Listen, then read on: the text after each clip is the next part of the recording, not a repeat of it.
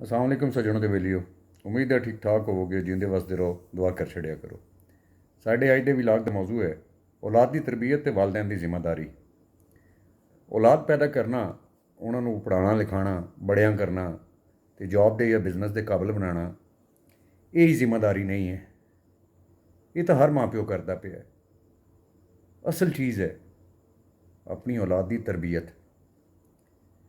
जे तुसी दुनिया दे इस यानी तेज़ तरीन निज़ाम दे विच अपने बड़ी मुश्किल दे नाल तुसी नौकरी कर रहे हो, कारोबार कर रहे हो, मुश्किल दे नाल तुसी टाइम दे पाते हो सारिया चीज़ों को, तो तुसी ये विचों टाइम कढ़ के वालद ने अपना जिहड़ा रोल है वो अदा करना तरबीयत दे विच, ते वालदा ने अपना रोल अदा करना है बच्चों की तरबीयत दे विच। इहदे विच कोई छूट नहीं है। जे तुसी अज इहदे विच छूट लै लोगे इस जिम्मेदारी दे विच, ते कल नूं तुसी बुढ़ापे दे विच उहदे नताज भुगतोगे। ये एक ऐसा सैगमेंट है कि इहदा असर नस्लों तक जाता है। एक अच्छी माँ एक अच्छी नस्ल अगर तैयार कर देवे ना, वो 6 तो 7 नस्लां जिहड़ियां ने वो नहीं बिगड़ सकदियां।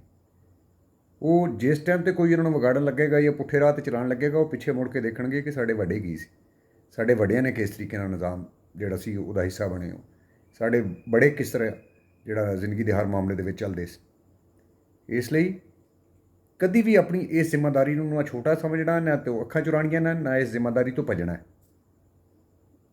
तुसी जिस तरीके नाल औलाद की हर ख्वाहिश पूरी करते हो, औलाद को हर चीज़ वो मूँह चो निकलन तो पहले लिया के देंदे हो, अच्छा पहनाते हो, अच्छा खिलाते हो, अच्छे स्कूलों दाखिल कराते हो, उन्होंने लाइफ स्टाइल को अच्छा बनाते हो, उन्होंने जिंदगी के कभी दुख तकलीफ या मुसीबत के नहीं देखना चाहते, तो तुसी फिर ये कोशिश करो कि उन्होंने ऐसे कामयाब तो बेहतरीन इंसान बनाओ, ऐसी तरबीयत दिओ कि वो छोटियां दे नाल शफकत ना पेश आन, बड़ियां दी रिस्पैक्ट करन, वो बाहर निकलन तो लोग आखण के यार ए देखो यार कैसे बच्चे ने। आफरीन है उन्होंने वालदैन ते जिन्होंने इन्हों की तरबीयत की है। अदब, इखलाक, हर कम गल दे विच, रहन सहन दे विच, बैठण उठण दे विच, तमीज़, तहजीब, इखलाक, वो पता लगे कि यार एक किस खानदान तो तलक रखते हैं।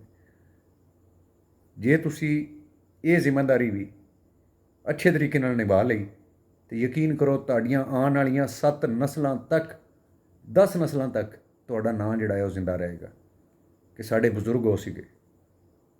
इसलिए अपनी इस जिम्मेदारी तो भजना नहीं, अपनी इस जिम्मेदारी तो अखा नहीं बंद करनी, अपनी इस जिम्मेदारी तो दिल नहीं चुराना।